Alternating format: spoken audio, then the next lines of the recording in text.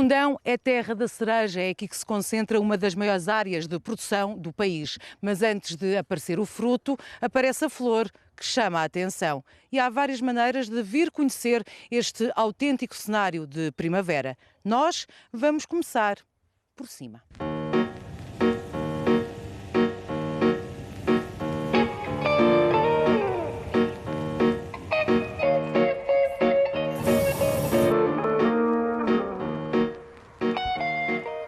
Olá, bom dia! Viemos acordá-la, já viu? O cão é que se assusta, mas não é o barulho, sabe? A viagem de balão de ar quente faz-se ao sabor do vento. É tranquila e mostra toda a beleza natural desta região. Lá ao fundo, a brancura da neve na Serra da Estrela, na Gardunha, outro branco, o da flor da cerejeira. Quase uma hora de travessia que pode chegar aos 1000 metros de altitude. Desde que o tempo permita, o passeio faz-se ao desejo do turista.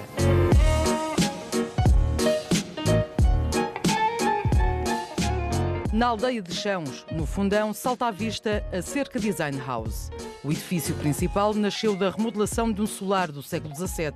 É uma casa de campo com a comodidade de um hotel. Decoração sóbria, pontuada, aqui e acolá de cores vibrantes. O ponto de partida aqui sempre foi ter que a pessoa, para já, acima de tudo, se sentisse como se estivesse em casa, num ambiente familiar e que pudesse usufruir de coisas que às vezes não temos em casa. Um generoso jacuzzi, num espaço que noutros tempos serviu de estábulo, pode agora ser um refúgio para aliviar o corpo e a mente. Junto à casa-mãe, as 5 vilas são espaços dedicados às famílias, onde todos, mesmo todos, têm lugar.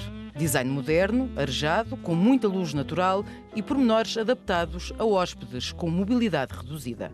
As vilas serão a zona indicada para que as pessoas possam passar um pouco mais de tempo. Estão no meio dos cerejais, no qual se podem de manhã levantar, sair e automaticamente comer cerejas arrancadas da própria árvore.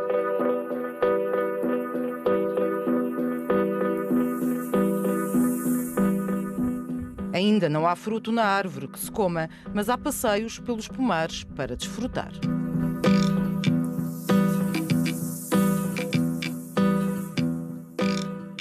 Devidamente assinalados, os itinerários levam-nos ao coração dos cerejais, onde também é possível aconchegar o estômago, no meio da natureza.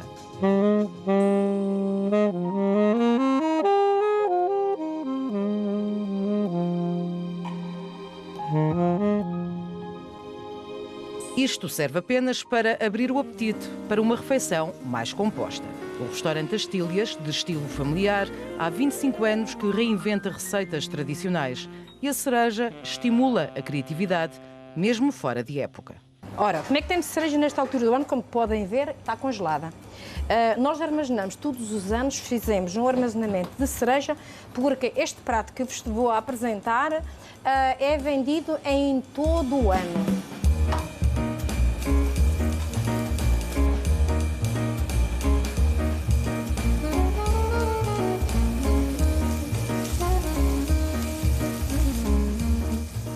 O fruto é versátil e nesta cozinha é aproveitado para quase tudo.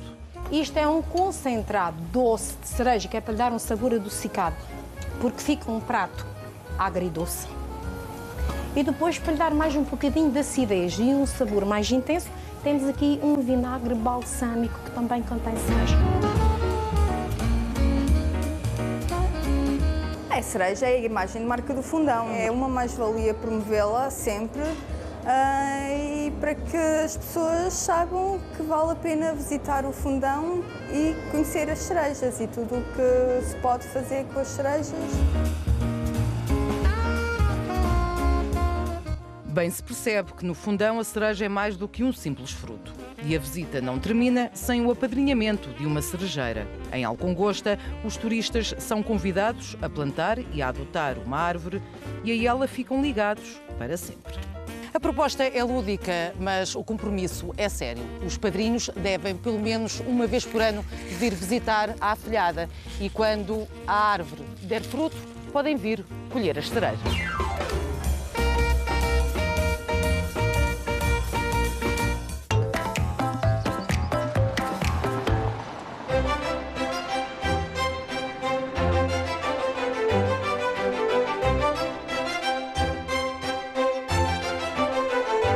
Há mensagens que podem parecer um pouco estranhas, mas que têm uma explicação. A Brasileira no Porto foi inaugurada em 1903. Vendia-se grão de café e, para criar o hábito da toma de café, o proprietário, Adriano Teles, oferecia uma chávena de café que comprasse um lote. As pessoas sentiam algum amargor e, portanto, quando na prova era muito comum as pessoas cuspirem. Adriano Soares Teles tinha acabado de regressar do Brasil e resolveu trazer para Portugal aquele que passou a chamar de o melhor café. É um café de especialidade, é um café que vem do Brasil, é um single origin do Brasil e, curiosamente, a fazenda de onde vem é uma fazenda que dista 150 km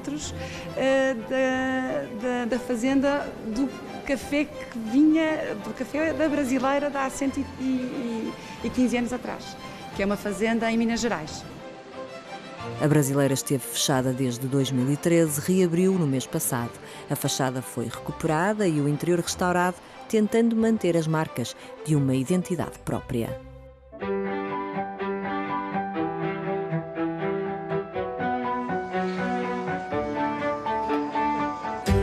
O café mais antigo do Porto também sofreu obras. O Progresso está aberto desde 1899, tem 118 anos, aposta naquilo que hoje se chama o café de especialidade.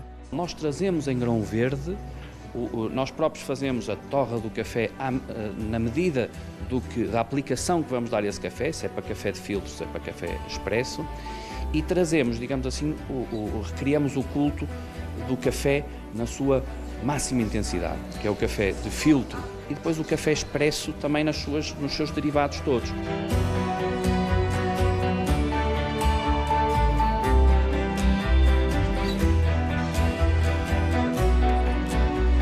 O Progresso está agora direcionado mais para refeições, como o pequeno almoço, brunch ou lanche. Vendem também o café para fora. As pessoas podem levar ou em grão já torrado, ou então em grão moído, torrado e moído, numa moagem própria que nós podemos fazer aqui para as pessoas, mas nós incentivamos as pessoas a levar este tipo de café para casa, ensinamos as pessoas como é que podem fazer este café em casa. O café de especialidade representa 3% da produção mundial.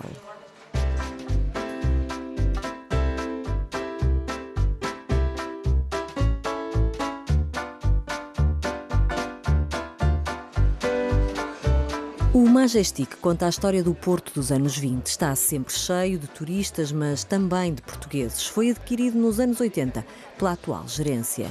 O meu pai, já quando passava aqui, já dizia para ele próprio que pena deixarem de tirar um café como este. E, portanto, ele, quando soube que o Majestic estaria à venda, ele imediatamente adquiriu.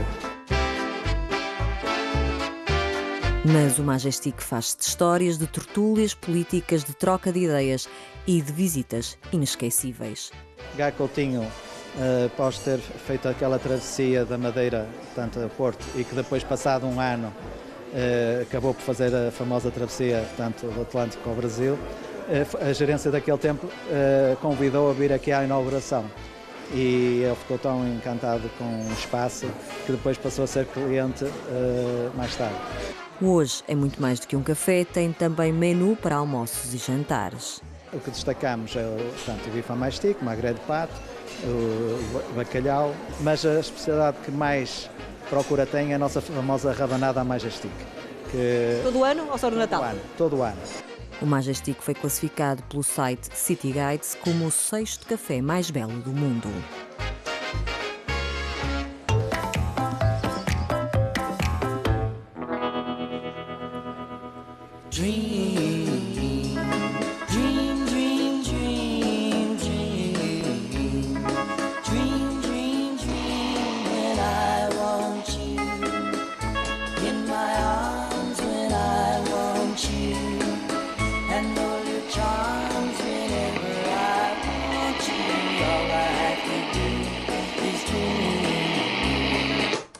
Produto antigo de excelente qualidade é a definição de vintage no dicionário. Não é consensual, até para aqueles que montaram um negócio em torno deste tipo de peças.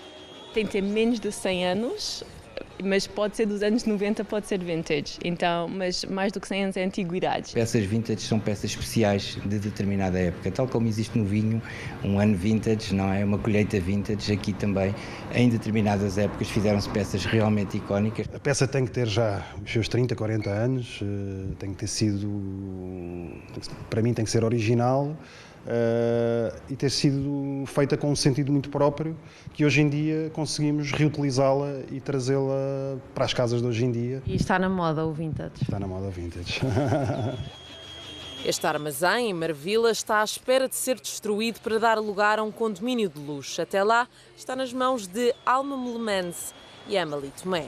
As pessoas querem sempre ver o que há atrás, então o que há no armazém. O problema é que o nosso armazém antigo não dava porque era 3 andares de sofás em cima de sofás, então tentámos criar aqui um espaço de mais feeling armazém para tudo o que seja decoração. Então, desde as madeiras que se usa para o chão, aos móveis, a arte que se põe na parede, pode-se encontrar tudo o que for preciso. O armazém tem salas à parte para artistas exporem e venderem as suas peças, mas Emily quer dar ainda mais vida a este espaço. Queríamos criar assim um espaço muito flexível que poderia ser usado tanto para arte, para exposições, como para teatro, como para concertos, como para cinema interior. Queremos cá ter de vez em quando um barbeiro. Queremos mesmo assim criar um espaço dinâmico que venha-se cá todas as semanas e encontre-se uma coisa diferente. Como colecionador, tem peças que não vende? Claro que sim, tenho. Minha casa está cheia delas. A ligação de Henrique Salgado com as peças vintage começou com uma coleção. Fui comprando sobretudo candeeiros e imobiliário português, Olai, Altamira, Móveis Sousa Braga, portanto, e encontrando sempre peças antigas, grande parte delas precisavam de ser restauradas, fui restaurando. E depois um dia surgiu este espaço, eu já andava à procura de um espaço aqui em Lisboa para poder abrir o meu negócio. Eu vivo aqui ao lado e vi que estava vago e pronto, e avancei. Todas as peças aqui têm que ser antigas, não é? São inusitadas, têm que nos causar alguma surpresa quando as vimos. E é um bocadinho o conceito da loja, é exatamente esse. Os artigos que aqui são vendidos resultam de pesquisas de Henrique, mas outros vêm literalmente parar-lhe às mãos. Basta ter a porta aberta e as pessoas verem aqui peças que acham que têm aparecidas em casa, que mandam-nos sempre pelo Facebook, também nos mandam muitas coisas, portanto já apareceram muitas peças por causa disso. Também Manuel e a mulher começaram há 8 anos a colecionar peças vintage e quando começaram a ter repetições decidiram abrir um negócio. Na loja há algo que salta à vista. São neons históricos, no sentido de pertenceram a lojas históricas que já fecharam e que as pessoas querem guardar em casa. Um letreiro neon que certamente não fica bem em todas as casas, por isso há um pouco de tudo, desde serviços de porcelana a candeeiros e uma mesa multifunções que tanto dá para jantar ou jogar às cartas. Encontramos ainda uma mesa bem ao estilo português. A fábrica Viúva Lamego, umas lambrilhas feitas ainda em fornos de lenha, numa altura em que, primeira metade do século XX, em que Luciano Donaga, Bernardo Marques, Tomás de Melo ainda colaboravam com a fábrica. Se vintage tem, por definição, qualidade, há peças que não estão ao alcance de todos. Uma mesa feita com lava, por exemplo, um sofá americano dos anos 30. Podem custar milhares de euros.